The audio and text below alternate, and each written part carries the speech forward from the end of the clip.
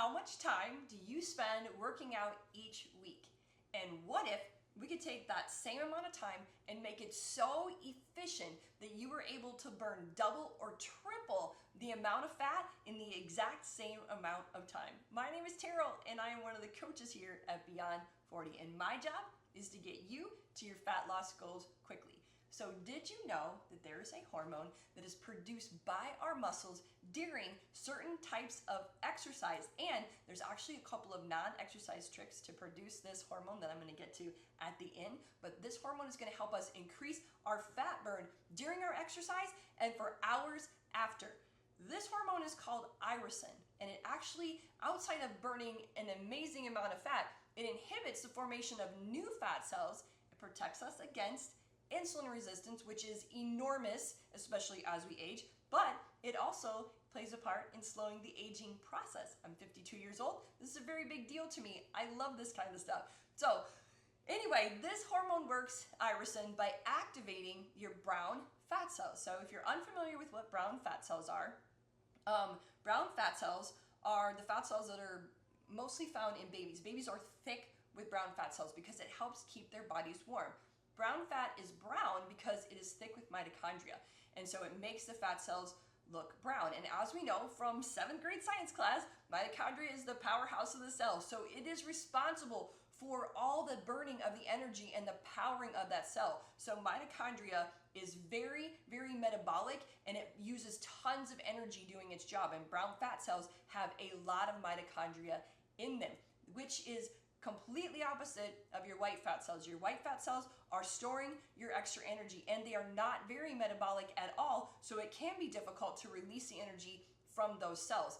Now, what irisin does that is beautiful is not only does it activate your brown fat cells, but it also helps what's called beiging, which is turning your white fat into brown fat. Now, it's not going to go all the way to brown fat, but actually it adds more mitochondria, so white fat actually turns more and more brown, which is fantastic because this is upping the energy level of even your lowest energy cells. So which kinds of exercise is it that is going to activate this amazing hormone? You know what? It's high intensity exercise. And there's been lots of studies that show that high intensity exercise does help you burn more fat, does help keep you healthy, and all of these things. But now we're getting to the point where we're being able to prove why. So high intensity resistance training and high intensity interval training are your two best ways to activate that exercise hormone. And I love high intensity resistance training because not only are you activating all that extra fat burning, but you're building more muscle, which is going to give you more opportunity to have more production of irisin because it is produced in your muscles. Now, how are you going to add this into your resistance training workout? The very best way, or I should say my favorite way, and what I like to have my coaching clients do, is add a lower weight, higher rep set, either the middle set or the last set. So you drop the weights or drop the resistance if you're using bands or body weight. You drop the resistance and go from maybe 10 to 15 reps all the way up to 20, 25, or 30 reps. Burn that muscle out, because what you want to do is hit that intensity to where your muscles do not want to do one more rep. Your cardiovascular is like, I need to take a breath. When you get to the very end, that is when your body is making yourself produce the irisin. And so we want to get to this level. And with resistance training, it's easy. We're building muscle. It is awesome. With interval training, what I love about this is you can add it to any of the other kinds of workouts that you love to do.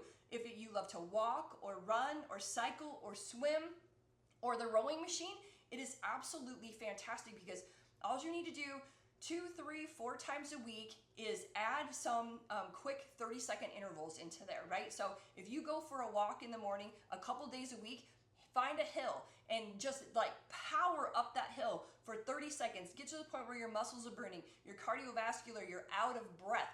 This is a point where we want to get to. Just add these intervals in, and you don't have to be high intense for 30 minutes. Just during that 30 to 45 minute workout period that you have, add 5, 6, 7 bursts of intervals into there, and you are going to not believe the amount of progress you make in a very short amount of time.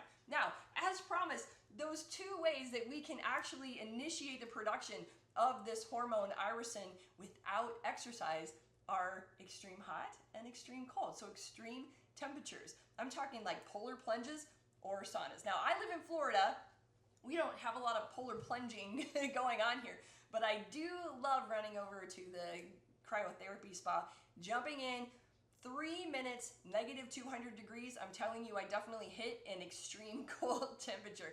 But saunas will do the same thing, because again, going back to those babies, that brown fat is responsible for regulating the temperature in your body. So when you activate it, you're activating all the energy involved in regulating your temperature. So we want to be freezing, like shivering, or we want to be sweating. And these are the extreme places we want to be. So this speaks so loudly for taking your workouts outside, especially when the temperatures get to be ones that aren't really preferable. We don't really like to work out inside of these temperatures. So like when it gets cold outside, and now, I mean, we're getting close to the holidays, we're getting close to winter.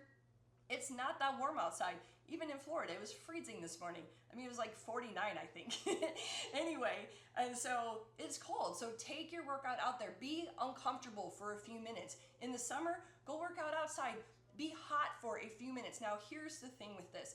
Please do not get exposure problems. So we don't want frostbite, we don't want sunburn, we certainly don't want you to stay out so long you get hypothermia or you get heat stroke. So please make sure that exposure problems aren't coming into you because of being outside. So limit the amount of time when temperatures are extreme, but take them in for a minute or two.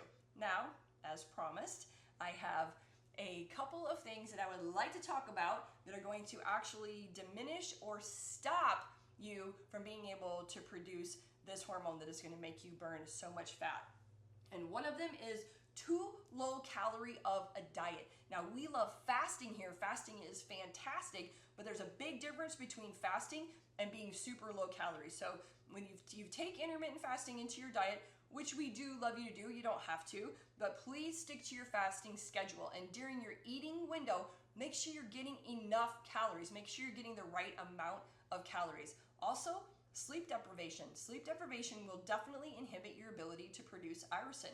There's been study after study that has shown that the quality of your sleep directly correlates with the quality of your life. And here's just another example. If you are not getting good and proper and quality sleep, you're not going to be able to be burning fat as efficiently as you would like to during the day, even following the most strict program, okay? Also, if you have high levels of insulin, now irisin will help you protect you against insulin resistance, but if you already have high levels of insulin, it is going to inhibit your ability to produce this hormone. So if you have found yourself in a place where you have some insulin resistance, it's a good time to take in some exercise, do some of this intense workouts, very short bursts, and kind of get that back to where your insulin resistance is lowering itself. So that is also a beautiful thing for your long-term health.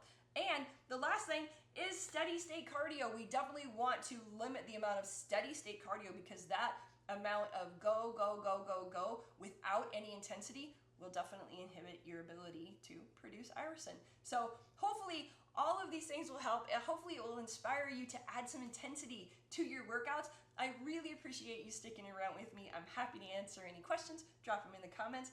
Thanks again. I'll see you next time. Bye.